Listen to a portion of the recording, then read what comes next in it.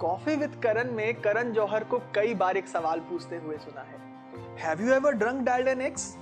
और मैं अक्सर सोचता था कि कभी अगर मैं वहां गया तो क्या जवाब दूंगा इस सवाल का। ये एक्स तो नहीं, पर आज उल्टा हो गया। फर्स्ट टाइम किसी ने मुझे ड्रंक डायल किया है। लेकिन इसको हैंडल कैसे करते हैं यार? I'll see you tomorrow morning. Bye. मेरे फोन काटने के 10 सेकंड बाद उसका मैसेज आया, I love you. I love you. ये 3 शब्द मेरे लिए मिर्ची, आलू, भिंडी की तरह सस्ते नहीं रहे कभी। मैं उस माहौल में बड़ा हुआ जहां बोलकर एक्सप्रेस करने के मामले में अपने से बड़ों को सत श्री अकाल या नमस्ते, अपने उम्र वाले और छोटों को हाय या हेलो कहकर और ज्यादा से ज्यादा इन सबका हाल पूछकर ही प्यार दिखाते थे हम। तो इन 24 सालों में love you mom, love you dad, love you bro, sis, बेटा, ये सब सिर्फ फिल्मों में ही सुना, अपने आसपास कभी नहीं, फिर चाहे एक दूसरे पर कितना ही प्यार आया हो। खैर, मुद्दा यह है कि जैसे मिडिल क्लास परिवारों की माएं घर में आई मिठाइयों में से सबसे अच्छी और महंगी वाली मेहमानों के लिए साइड करके रखती हैं, मैंने भी इन 3 खास शब्दों को बचपन से दिल की रसोई में छुपा कर रखा था, ये सोचकर कि लाइफ में कभी तो कोई मेहमान आएगा जिसके सामने ये महंगी मिठाई परोसने के बाद मैं उन माओं की तरह ही इंतजार करूंगा कि मिठाई पसंद आती है या नहीं। 10th, 12th, कॉलेज सब बीत गए। मैंने उम्मीद ही छोड़ दी कि अब कोई आएगा। जॉब के भी 1.5 साल हो गए बेंगलोर में, इन बातों के बारे में सोचना कब का बंद कर दिया था। और तभी हुई एक मेहमान की एंट्री। किसी ने सही कहा है, best things happen when you least expect them. नाम था हरलीन कौर। उसके इनिशियल्स HAKA मिलाकर हाका बनते थे, इसलिए मैं उसे नूडल्स बुलाता था। पहले सिर्फ जान पहचान, फिर दोस्त, फिर अच्छी दोस्त, फिर बहुत अच्छी दोस्त, और फिर खास बात तो यह थी कि हमारा यह स्ट्रक्चर ऊपर जाती हुई हायरार्की नहीं, बल्कि एक वाटरफॉल मॉडल था जिसमें हम एक साथ एक झरने की तरह खूबसूरती से नीचे आ रहे थे।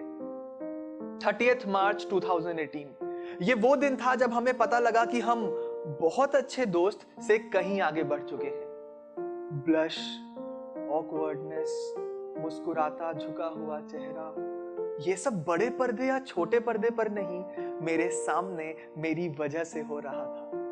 Quite a new experience. ऐसा कि जैसे एक कैटरपिलर बटरफ्लाई बनने के प्रोसेस में हो। सच अ ब्यूटीफुल ट्रांसफॉर्मेशन। इसके अगले वीकेंड मुझे पुणे पहुंचना था एक बड़े पोएट्री कंपटीशन के 2nd राउंड के लिए, जिसमें से फाइनल्स के लिए सिर्फ टॉप 10 पोएट सेलेक्ट होने थे। मैं जाने से पहले उससे मिला। जोर से गले लगाकर कहा उसने, मैं नहीं चाहती तू जाए, पर अब जा रहा है तो सेलेक्ट होकर ही वापस आना। All the best. 1 हफ्ता बीत चुका था। हम जानते थे हम क्लोज हैं, पर अभी तक प्रपोज नहीं किया था एक दूसरे को हमने। बस में जाते टाइम केवल यही ख्याल था दिमाग में कि पहली बार लाइफ में किसी ने ऐसे कहा है, मैं नहीं चाहती तू जाए, मैं नहीं चाहती तू जाए, मैं नहीं चाहती तू जाए। वाओ। तो 2nd राउंड हुआ और मैं सेलेक्ट भी हो गया। कंपटीशन से वापस आते समय मैंने उसे व्हाट्सएप किया, मेरा सिलेक्शन नहीं हो पाया यार, और साथ में 2 रोने वाली स्माइली। शाम के 7:30 बज गए थे। मैं पुणे से बैंगलोर जाने वाली बस में बैठ चुका था। रिप्लाई आया, what? Oh my baby, I want to hug you right now. ये देखकर मैं मुस्कुराने लगा। बस में अंधेरा, मोबाइल से चेहरे पर जाती हुई रोशनी और चेहरे पर वो खास मुस्कान, वो जो एक नॉर्मल मुस्कान से एकदम अलग होती है, जिसे देख कोई भी समझ जाए कि बंदा अपनी बंदी से चैट कर रहा है। ऐसे किसी ने नहीं कहा था आज तक मुझे, पर इसने भी कुछ जल्दी नहीं कह दिया। इतने में ही कॉल आ गया और पता चला कि मैडम जी ड्रंक हैं। तब भी नहीं तो माई बेबी ना लिखती हैं। मैंने बताया कि मजाक किया था, मेरा सिलेक्शन हो गया है। उधर से आवाज आई, ये I am so happy for you, you deserve all the happiness in the world. फिर थोड़ी देर रुक के कहती, अमन यू डोंट लव मी ना। है ये बात कहां से आ गई? बात तो मेरे सिलेक्शन की हो रही थी। ओ दारू। हाँ भाई, दारू तो इंसान को अर्थ से मार्स तक भी पहुंचा दे, ये कौन सी बड़ी बात है? आई सेड क्या? कहती बता मुझे, 1 हफ्ते से ऊपर हो गया तूने अभी तक नहीं बताया। मैं सोचने लगा। कॉफी विद करण में करण जौहर को कई बार एक सवाल पूछते हुए सुना है, have you ever drunk dialled an x?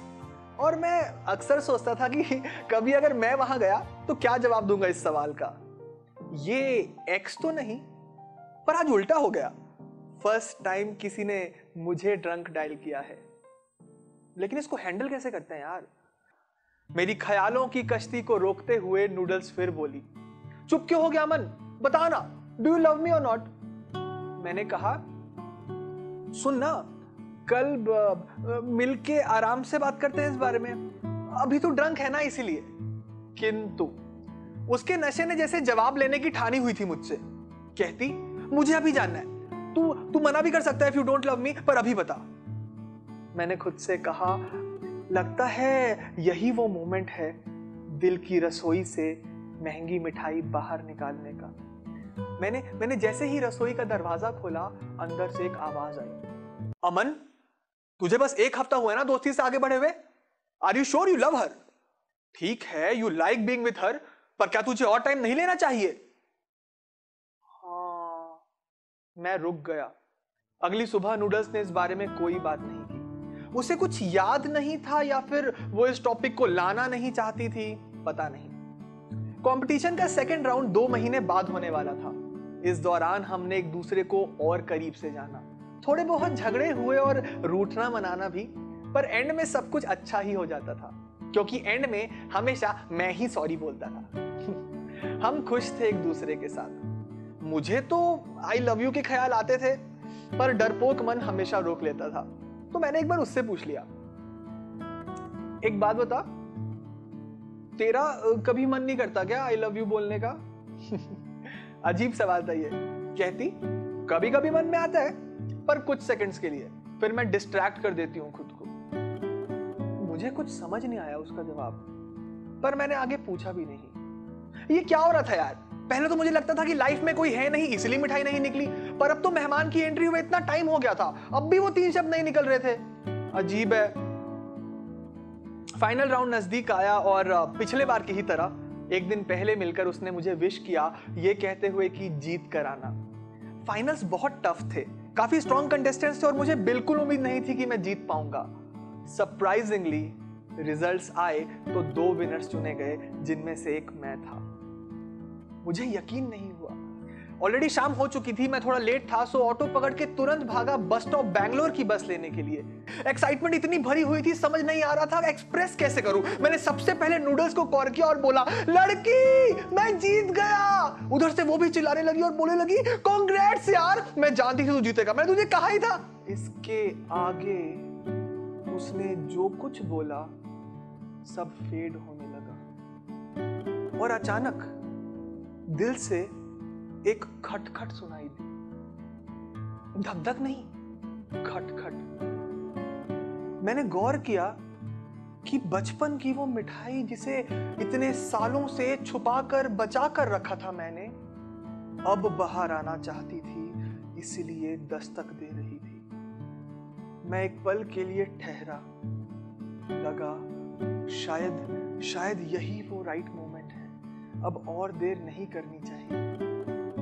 उसकी बातें जैसे ही खत्म हुई, थोड़ी हिम्मत जुटाई और बोला, you know I am really happy today.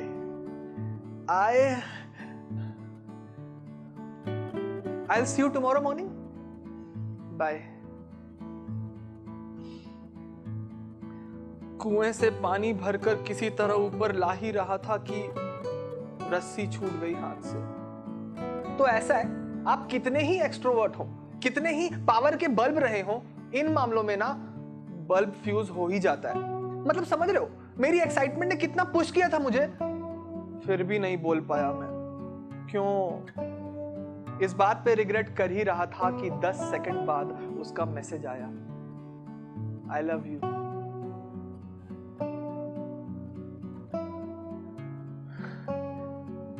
एक तो मेरे हाथ वैसे ही ठंडे पड़े हुए थे, ये मैसेज देखकर जैसे जम गए। वो समझ गई थी क्या जो मैं बोलते बोलते रुक गया था, या फिर उसके मन में भी सेम फीलिंग्स थी? मेरे चेहरे से मुस्कुराहट जा ही नहीं रही थी। मैंने कुछ मिनट्स लिए इस बात को एक्सेप्ट करने में, और फिर लिखा, मैं भी यही कहना चाहता था फोन पे यार, I love you. Finally life में फर्स्ट टाइम किसी को आई लव यू बोला। बहुत बड़ी बात थी ये मेरे लिए।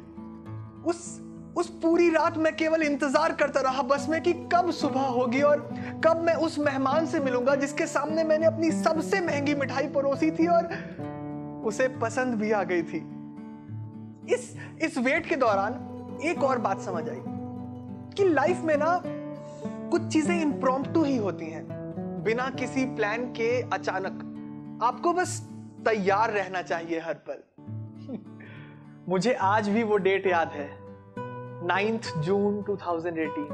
काफी ज्यादा खुश थे हम दोनों। खुश वैसे आज भी हैं हम, वो किसी और के साथ और मैं